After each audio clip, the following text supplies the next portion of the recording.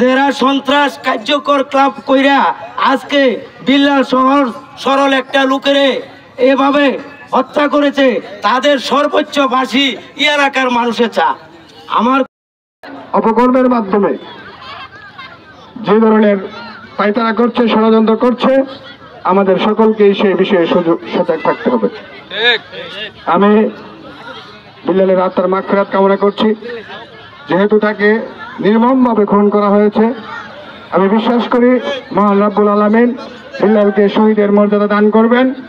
আমরা সকলেই তার জন্য দোয়া করব, আল্লাহ তাআলা যেন তাকে শহীদের মর্যাদা দেন এবং বেহেশতের সর্বোচ্চ মর্যাদা দান করেন। তার যে পরিবার রয়েছে, এই পরিবার যেন এই সুখ সইতে পারে, আল্লাহ তাআলা যেন তাদেরকে। তিনি জনাব মোহাম্মদ আব্দুল সিদ্দিক সাহেব, ওনাকে ওনার মূল্যবান বক্তব্য রাখার জন্য, সংক্ষিপ্ত বক্তব্য রাখার জন্য বিনীতভাবে অনুরোধ করছি। আসসালামু আলাইকুম রাহমাতুল্লাহি ওয়া বারাকাতুহু। আমি একটুই জানি, লজ্জা নাই, শরম নাই। তাদের ছেলে মেয়েরা বড় হয়েছে, তারা বিয়ে করছে, নাতিপুতি হয়েছে, এরপরও দেখা গেছে যে লুকালয়ে তারা মাদক সেবন করে চলে আসে। আমি আসলে আপনাদের সবাইকে চিনি, কিন্তু আপনার বয়সের কারণে আপনার উপরে হাত তুলতে আমাদের লজ্জা করে, কিন্তু এখন থেকে আর সেই লজ্জাটা কিন্তু থাকবে না। আমি পরিষ্কারভাবে বলে দিতে চাই যে আমাদের আজকের শিক্ষিত সমাজ, যুব সমাজ সকলেই এই বিষয়গুলোকে নির্মূল করার জন্য সোচ্চার হবেন এই বলে। সাংবাদিক ভাইয়েরা যারা আছেন, আপনাদের কাছে আমি সঠিক বিচারটা চাই এবং আদালতে যারা আদালতে ফাঁসি হয় এই বলে আমি সবার কাছে আমার আবেদনটা আমি পেশ করলাম। আর অবশেষে আমি একটা কথা বলতে চাই, কায়েরগাঁওয়ের যুবক ভাইরা, আপনারা সচেতন হন, এই মাদকের বিরুদ্ধে আন্দোলন করুন। আপনাদের কাছে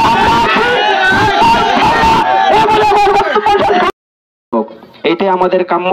আর ফাইনালি একটা কথা বলতে চাই যে আমাদের এলাকা যতদিন মাদক থেকে মুক্ত না হবে ততদিন আমরা একটা সুন্দর সমাজ আশা করতে পারি না, একটা সভ্য সমাজ আশা করতে পারি না। সকল প্রতিনিধিদের কাছে আমার একটা আবেদন, আপনারা দয়া করে মাদকের বিরুদ্ধে অ্যাকশন নেবেন, মাদকের বিরুদ্ধে নাচ স্লোগান দিবেন ইনশাল্লাহ। এই বলে আমার সংক্ষিপ্ত বক্তব্য শেষ।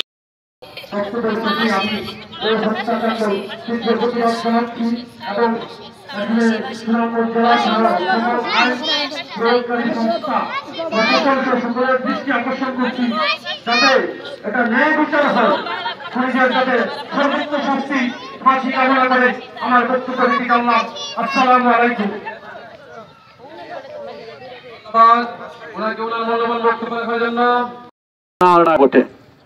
সম্মানিত উপস্থিতি, আমরা বিল্লালের রূহের মাগফিরাত কামনা করি। আল্লাহ পাক বলে আর ভবিষ্যতে যাতে আমরা এখানে আছে যেই জায়গাতেই থাকুক না কেন, আমরা সকলে চেষ্টা করব তাদেরকে ধরিয়ে দিয়ে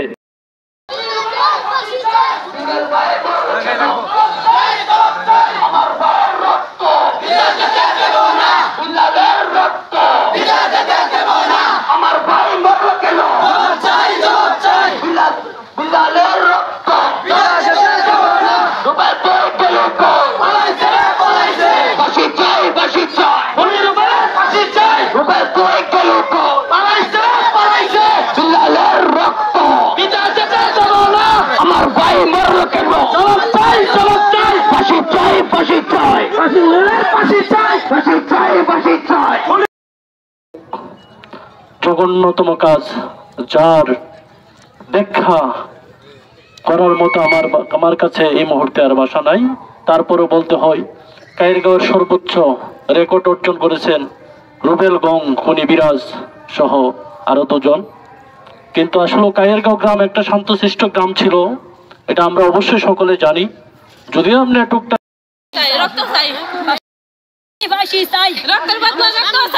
আমার স্বামীর হাসি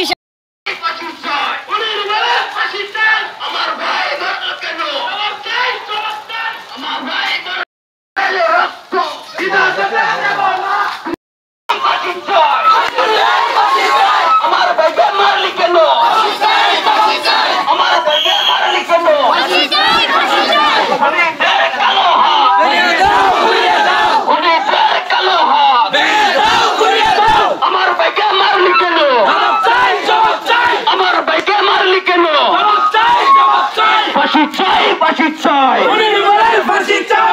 ভাই খুনি হলো কেন?